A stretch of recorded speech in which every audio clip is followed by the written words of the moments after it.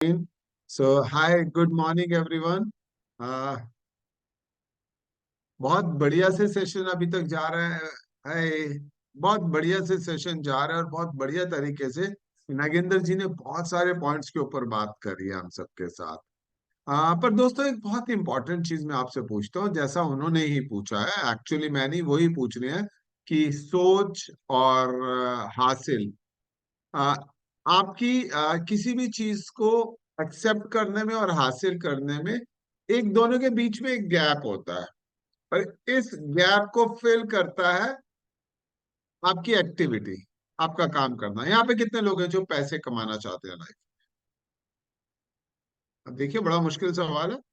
जिनको पैसे चाहिए, चाहते हैं। कुछ लोगों ने हैंड नहीं रेज किया, क्या सभी लोग पैसे नहीं कमाना चाहते? यस, सारे चाहते हैं। आप ऑलमोस्ट सबने हैंड रेज कर दिया। बट पैसे कमाना चाहने में और पैसे घर में आ जाने के बीच में क्या है? क्या करना पड़ेगा? कोई बता सकता है? हाँ, बताओ भावना जी। ये सर पैसे, प्रयास। ये चाहत है आपकी, और सर ये आपकी प्रयास। अचीवमेंट है। हाँ, प्रयास प्रयास आपका। प्रयास। यस। वंडरफुल, जोरदार तालियां भावना जी के लिए। आपके चाहने और हासिल करने के बीच का जो गैप है, वो आपका प्रयास, आपकी एक्टिविटी, आपका काम फिल करता है। और ये कई तरीके से होता है। एक होता है फिजिकली, एक होता है मेंटली, एक होता है स्मार्टली। अब यहाँ पे इंपॉर्टेंट ये है कि आप कैसे करना चाह रहे हैं, आप कैसे कर रहे हैं। आप, जब हम लास्ट में अपनी शीट दिखाते हैं तो बहुत बार उस पर बात होती है मिशन आइडियल वेट की। एंड वंडरफुल गौरव जी, मजा आ गया आपको देख के बहुत। गौरव अग्रवाल जी, हाँ जी। बहुत बार बात होती है मिशन आइडियल वेट की। मैं आज तक किसी भी ऐसे शख्स से नहीं मिला जो सुंदर ना दिखना चाहता हो, जो स्मार्ट ना दिखना चाहता हो, जो लाइफ में कुछ हासिल ना करना चाहता हो। फिर क्या फर्क रह जाता है कि कुछ लोग उसे हासिल कर पाते हैं और कुछ लोग नहीं कर पाते हैं। कुछ कुछ इसी बात पे मैं बात करने वाला हूं आपके साथ।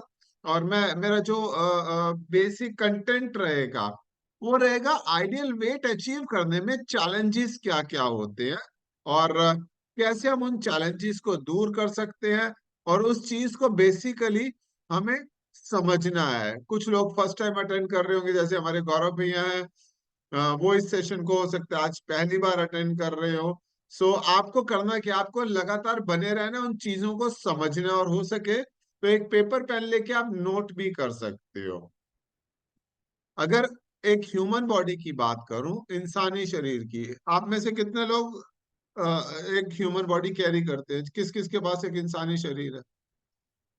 वाह भाई वाह। सरला जी ने हाथ नहीं उठाया। सरला जी, इंसानी शरीर, हाँ। जिस जो जो जो भी है, जिनके पास भी ये बॉडी है, उन सब से ही बात कर रहा हूँ। इस दुनिया में दो कैटेगरी के लोग हैं मेनली, एक मेल है और एक फीमेल है। मैं आपको इन दोनों के कुछ पैरामीटर्स बताने वाला हूँ, आप चाहें तो नोट कर सकते हैं। एक मेल में बॉडी फैट परसेंटेज, अभी हमारी खुशी आई थी तो खुशी ने बोला कि मेरा फैट लॉस हुआ है। वही बॉडी फैट परसेंटेज, हमारे शरीर में चर्बी बहुत जरूरी है, बट उसकी मात्रा का बैलेंस होना चाहिए। अगर आप मेल है तो आपके शरीर में 10 से 18%, और अगर फीमेल है तो 10 से 25% तक चर्बी होनी चाहिए। बट हमारी डे टू डे लाइफ में ये चर्बी हम बढ़ा बैठते हैं। हमारी किस किस के बॉडी में यहाँ पर जो है, उनके पास हार्ट है, लीवर है, किडनी है, लंग्स है? देख लो, कोई बिना इनके जी रहा हो तो। इनके चारों तरफ नेचर ने एक फैट परसेंटेज दिया है, ताकि अब सोचो, अगर धक्का लगा, उसके ऊपर फैट नहीं था हार्ट पे, सीधा हार्ट ही ब्रेक हो गया। बहुत जोर से जब चोट लगती है तो आपने सुना है कि हार्ट पे इम्पैक्ट पड़ गया। बहुत जोर से मुक्का लगा था, हार्ट ने फंक्शनिंग बंद कर दी। तो हार्ट के चारों तरफ नेचर ने एक पैकिंग लगा के रखी है। आप लोगों को घर में पूरे से कुछ सामान लगा मंगाते हो तो उसके चारों तरफ एक पैकिंग लगी हुई आती है। इसी तरह से नेचर ने आपके इंपॉर्टेंट वाइटल ऑर्गन्स के चारों तरफ एक पैकिंग लगा रखी है फैट की, ताकि किसी भी झटके से, धक्के से इन पे सडनली चोट ना पहुंचे। पर समस्या क्या है? कितने लोगों ने कभी हार्ट अटैक के बारे में सुना है, या किडनीज की प्रॉब्लम के बारे में, या लीवर की प्रॉब्लम के बारे में? इन सब के आने का कारण भी यही फैट है। ये फैट आपके शरीर में 2 से 8% की रेंज में होना चाहिए, और एवरेज क्या हुआ, 5%। जब मैं उस दुनिया में आया था, तो मैं विजरल फैट जो मेरा था 30% था। एवरेज क्या है, 5%। कितना था, 6 टाइम्स। उसकी वजह से ही तो सारी प्रॉब्लम्स थी। इस दुनिया में आने के बाद उस विजरल फैट को कैसे कम करना है वो सीखा। इसी तरह से बहुत सारे इंडेक्स होते हैं, जैसे आपका जो सबकिटनस फैट है, आपके पेट के चारों तरफ जो गोल घेरा बनता है, या जिसको स्किन का फैट भी बोलते हैं, वो 15% से ऊपर नहीं होना चाहिए। फिर जब मेरे पास लोग आते हैं और हम उनका स्कैन करते हैं, चेक करते हैं, तो किसी का 25 निकलता है, किसी का 30 निकलता है। ये फैट किसके लिए जिम्मेदार है? ये फैट जिम्मेदार होता है आपके स्किन रिलेटेड इश्यूज के लिए। स्किन पे इचिंग होना, दाने होना। कुछ लोगों की स्किन देखी होगी, यहाँ से काली पड़ जाती है। नगमा जी को मैं देख रहा हूँ, बहुत सारे नमाजी देखे हैं जिनके माथे की स्किन एकदम काली पड़ी होती है। किसी का फैट बढ़ जाए तो उसके यहाँ पे स्किन देखिए आपने, क्रैम्पल करती है और काली काली हो जाती है। ये यही सब कटनेस फैट है। स्किन की इश्यूज से और क्या होता है, बाल झड़ना, स्किन पे रैशेज आना, स्किन बहुत सॉफ्ट हो जाना, ये स्किन के फैट बढ़ने की वजह से प्रॉब्लम्स होती है। सो मैंने अभी आपको कुछ पैरामीटर्स के बारे में बताया, और मैंने ये क्यों बताया, क्योंकि मैं चाहता हूं कि आप अपनी बॉडी को पहचाने। आप में से जितने भी लोग इंसान है ना, उनका शरीर दो चीजों से बना है। वैसे अगर आप इंसान नहीं है तब भी लगभग यही दो चीजें रहती हैं। उनका शरीर दो चीजों से बना है, और उन दो चीजों का नाम है एक फैट और एक मसल्स। आपका पूरा शरीर सिर्फ इन्हीं दो चीजों से बना है। आमतौर पे जब लोग वेट लॉस पे जाते हैं, तो अननोइंगली वो मसल लॉस कर बैठते हैं। मतलब मांसपेशियां वीक हो जाती है, जिससे एक्चुअली में क्या होता है, आप में से कभी किसी ने कोई बीमार आदमी देखा है, बहुत बीमार है? देखा है तो किसी ने, मैंने तो देखा है। अभी इसकी मासी हॉस्पिटल में, मैं उसको भी मिल के आया था, वहां मैंने बहुत सारे बीमार लोग देखे। आपने कोई ऐसा बंदा देखा है जो बहुत बीमार है पर बहुत एक्टिव है?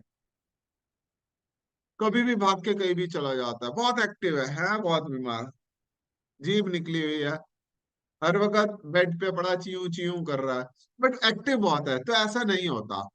और मजे की बात है, एक बीमार आदमी का वजन भी बहुत तेजी से गिर सकता है, परंतु उसका जब वजन गिरता है तो एक्चुअली में उसकी मसल्स लूज हो जाती है। होना क्या चाहिए, फैट लूज होना चाहिए। एक हेल्दी वेट लॉस और एक सिक वेट लॉस में फर्क क्या है? हेल्दी वेट लॉस में आपको फैट कम करना है, और सिक वेट लॉस में आप मसल्स लूज कर जाते हैं। So that was a difference.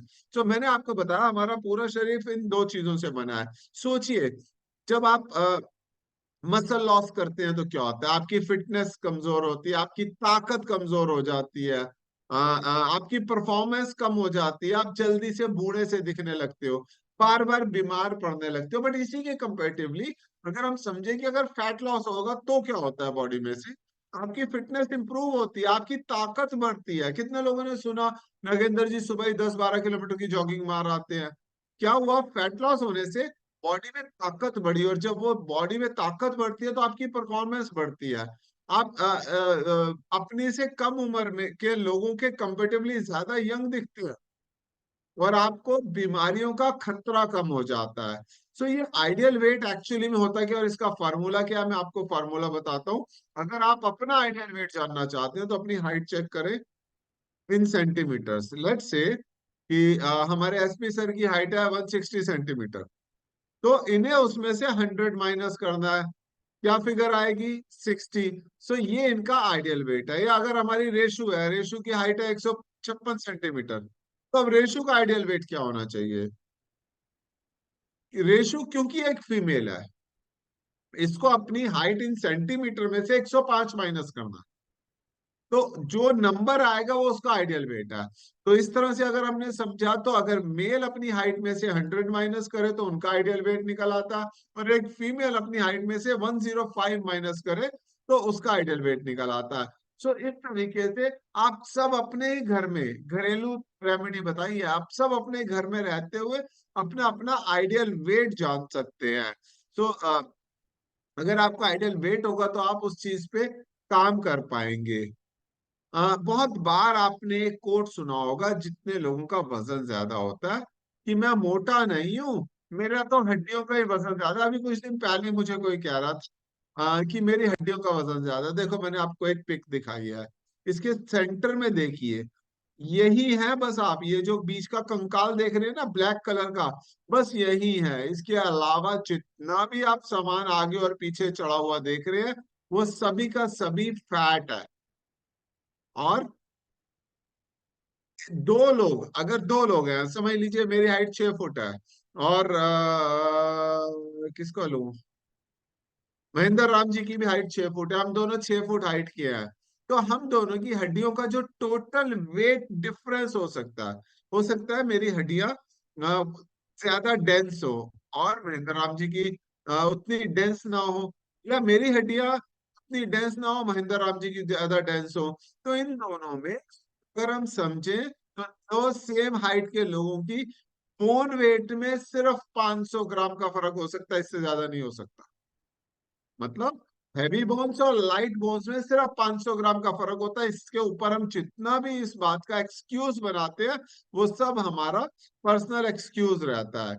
सो अब ये वजन की अगर हमने बात करी है, तो याद रखिएगा वजन में एक बहुत इंपॉर्टेंट इकाई रहती है, उसका नाम है कैलोरीज। जितनी आप कैलोरीज का इंटेक ज्यादा करेंगे, उतनी बॉडी में फैट की फॉर्मेशन ज्यादा होगी, और जितना आप कैलोरीज को समझेंगे, उतना आप अपनी बॉडी से फैट का कंट्रोल रख पाएंगे। सो अगर हम इसको समझें कि कैलोरीज होती क्या है, हमारा खाने के 3 तरह के प्रकार होते हैं, कार्ब्स, प्रोटीन एंड फैट। इसके अलावा कोई चौथा प्रकार नहीं है, याद रखिएगा। Carbs, protein and fat. Carbs क्या होते हैं? कितने लोग यहाँ पे रोटी या चावल खाते हो? Bread, butter, bread, poha, idli, रोटी, चावल, ये सब इसी के प्रकार है। बहुत सारे लोग मॉर्निंग में वो हेल्दी लेते हैं, कहते हैं हमने तो दलिया ले लिया, वो भी कार्बोहाइड्रेट का ही एक प्रकार है, याद रखिएगा। और जितने भी लोग कार्बोहाइड्रेट में खाने में शामिल करते हैं, इसके अंदर 4 कैलोरीज पर ग्राम होती है। समझ लीजिए अगर एक रोटी 125 ग्राम आटे की बनती है, क्यों मैं ठीक कह रहा हूँ ना? जितनी फीमेल्स यहाँ पर है, एक रोटी में 125 ग्राम आटा तो लग जाता है। तो 125 ग्राम आटे की अगर एक रोटी बनी, तो उसके अंदर गुणा 4 कर दो। और अगर वही रोटी 40 ग्राम आटे में बनी, तो भी गुणा 4 कर दो। तो एक 40 ग्राम आटे की बनी हुई रोटी में 160 कैलोरीज होती है। कितने लोगों को बात समझ में आई? बट वो जो आप वो बहुत बड़े बड़े परांठे देखते हो ना, उसके अंदर 100 सवा 100 ग्राम तक का आटा लग जाता है। सो जितना आटा कंज्यूम करेंगे, पेड़ा जो बनाते हो ना आप, रोटी बनाने से पहले पेड़ा, उसका जो वेट होगा उसको गुणा 4 कर देंगे, तो आपकी उसकी कैलोरीज निकल आएंगी। आमतौर पे 30 से 40 ग्राम का पेड़ा होता है जो घरों में बनता है, बट जो होटल्स में बनता है वो पेड़ा बड़ा होता है, उनकी रोटी भी मोटी होती है और बड़ी होती है। पेड़ा 60 एक ग्राम का रहता है। जो घर का पेड़ा होता है, अगर वो 30 ग्राम का है, तो 120 कैलोरीज की एक रोटी बनी, और अगर आपने 4 रोटी खा ली या 3 रोटी खाई, तो 360 कैलोरीज आपकी बॉडी में चली गई। इसी तरह से अगर मैं बात करूं प्रोटीन की, प्रोटीन में भी 4 ही कैलोरीज होती है पर ग्राम। बट अगर मैं बात करूं फैट्स की, तो उसके अंदर 9 कैलोरीज पर ग्राम होती है। मतलब अगर आपने एक समोसा खाया या एक छोले भटूरे का भटूरा खाया, तो उसके अंदर पेड़े में कुछ कैलोरीज है, 4 कैलोरीज, और वो जिस तेल में चला जा रहा है, उसके अंदर 9 कैलोरी पर भटूरा आ जाती है। इसीलिए तली हुई चीजों को हम आपको बोलते हैं कि इनका उपयोग कम करें। क्यों? क्योंकि उनमें कैलोरीज की मात्रा बढ़ जाती है। सो ये हमने समझा न्यूट्रिशन और कैलोरीज के बारे में। अगर मैं अब कुछ चीजों की बात करूं, तो जितनी भी हमारी सब्जियां हैं ना, वो लगभग 20 कैलोरीज कैरी करती हैं। क्यों? क्योंकि उनके अंदर कार्ब्स होता है, याद रखिएगा। एक खीरा हो गया, 100 ग्राम खीरा खा लिया, या टमाटर खा लिया, मूली खा ली, गाजर खा ली, भिंडी, तोरी, प्याज, जितनी भी कच्ची सब्जियां हैं, अगर इसको आप लेंगे तो पर 100 ग्राम ये 20 कैलोरीज कैरी करता है। पर इसी की जगह पे अगर आप कोई फ्रूट लेते हैं, 3 फलों को छोड़ के, आलू, केला और 2 फलों को छोड़ के, आम, केला और चीकू, और एक सब्जी आलू, ये चीजें अपनी अपनी कैटेगरीज के किंग है तो ज्यादा कैलोरीज कैरी करते हैं। बट इसके अलावा जो बाकी फल है, जैसे सेब है, नाशपाती है, खरबूजा है, तरबूज है, लगभग सभी फल 100 ग्राम क्वांटिटी में 50 कैलोरीज, मतलब 5 कैलोरी पर ग्राम कैरी कर रहे हैं। पर ये जो 4 फल मैंने आपको बताए हैं, 3 फल और एक सब्जी, ये 100 ग्राम में 100 कैलोरीज, मतलब 10 कैलोरीज पर ग्राम कैरी कर रहे हैं।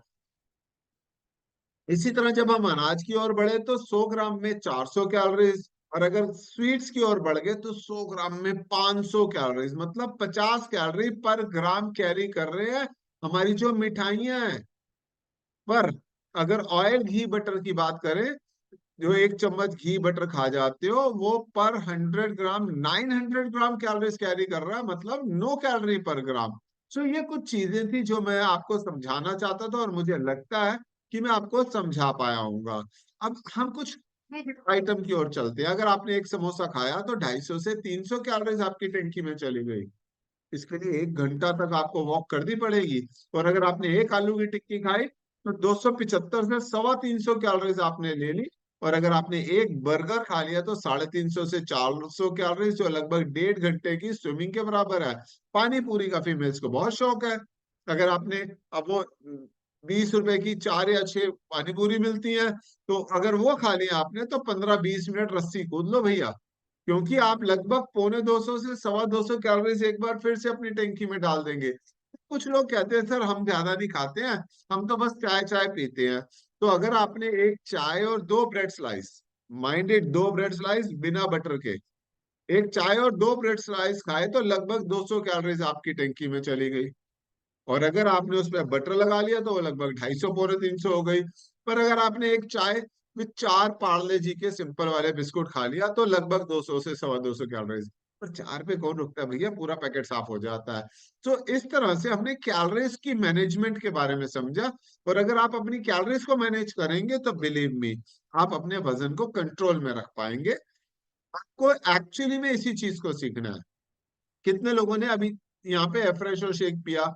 अगर आप अपना एफ्रेशो शेक पीते हैं तो लगभग 250 कैलोरीज आपको आपके एक टाइम के मील से मिलती हैं।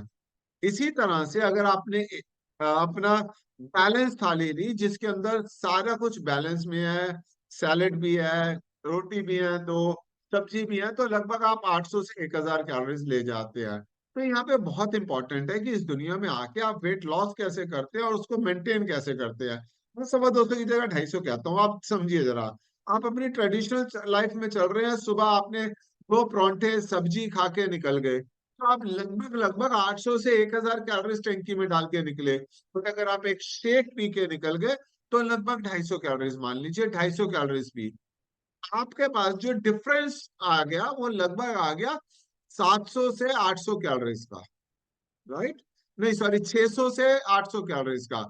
ये डिफरेंस एक्चुअली में आपकी, आप सोचिए, एक आदमी 1 लाख रुपया महीना कमाता है और दूसरा आदमी भी 1 लाख रुपया का महीना कमाता है। पर एक आदमी, थोड़ा सा एग्जांपल को सेट करता हूँ, एक आदमी 70,000 रुपया महीना कमाता है और दूसरा आदमी 1 लाख रुपया महीना कमाता है। जैसे हमारे नागेंद्र सर 1 लाख रुपया कमाते हैं और मैं 70,000 रुपया कमाता हूँ। नागेंद्र सर अपने उसी महीने में लगभग 1,10,000 रुपये 10,000 रुपये लोन लेके खर्चा कर देते हैं और मैं 50,000 रुपये खर्च करता हूँ। अब ये बताओ, दोनों में से अमीर कौन, नागेंद्र सर या मैं? बोलो बोलो। नागेंद्र सर कह रहे हैं मैं अमीर। बिल्कुल ठीक कह रहे हो, क्योंकि 1 लाख रुपया महीना सर कमा रहे आप हैं ना। सर आप अमीर होंगे, मैं अमीर नहीं होऊंगा, क्योंकि मैं इनकम होने के बावजूद भी बाहर से कर्जा लेके खर्च कर रहा हूँ और आप सेविंग कर रहे हैं 20,000 रुपये। वंडरफुल, बहुत बढ़िया तरीके से बोला। यही आपकी बॉडी है दोस्त। आपने अगर एक दिन में सुबह शेक पिया, शाम को शेक पिया तो 500 कैलोरीज मिली, और दोपहर को खाना किया तो 800 से 1000 कैलोरीज। तो आपने अपने एक दिन को 1700 1750 कैलोरीज पे रोक लिया। अब इसके बाद आपने अगर वर्कआउट किया, एक्सरसाइज करी, बहुत कुछ किया, आपने कुछ कैलोरीज खर्च कर दी तो आप आ गए माइनस कैलोरीज में। बट अगर मैं ट्रेडिशनल बात करूं, आपने सुबह 2 परांठे खा के गए, दोपहर को 3 रोटी सब्जी दाल और वो खा ली, और रात को घर आने के बाद फिर 2 3 4 रोटी खा ली, थोड़े चावल खा लिए, तो आपने लगभग 3,000 कैलोरीज खा ली। मजे की बात बताता हूँ, जब आप ये कार्ब्स की कैलोरीज खा लेते हैं तो बॉडी आपको सपोर्ट भी नहीं करती।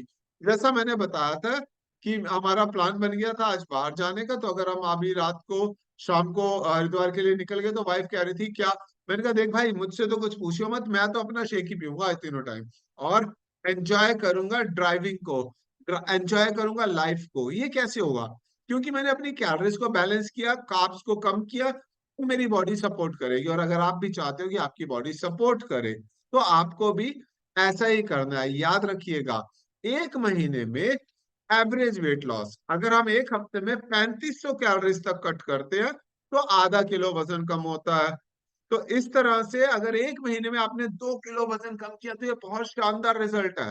एवरेजली 2 से 4 किलो ये हम मानते हैं, पर अगर आप फोकस्ड हैं जैसे हमारे गौरव भैया, गौरव मेहता, ये फोकस्ड है, तो इन्होंने एक महीने में 5 किलो वजन भी कम कर सकते हैं। और अगर आपने अपने क्लब का रिचार्ज करा लिया है और एक महीने में 5 किलो वजन कम कर दिया तो दोस्तों आप गिफ्ट के लिए एलिजिबल हो जाते हैं, और आपको एक प्यारा सा गिफ्ट मिलता है क्लब की ओर से। सो मेरी आज का मेरा सेशन आपके साथ यहीं तक था। जाने से पहले आपको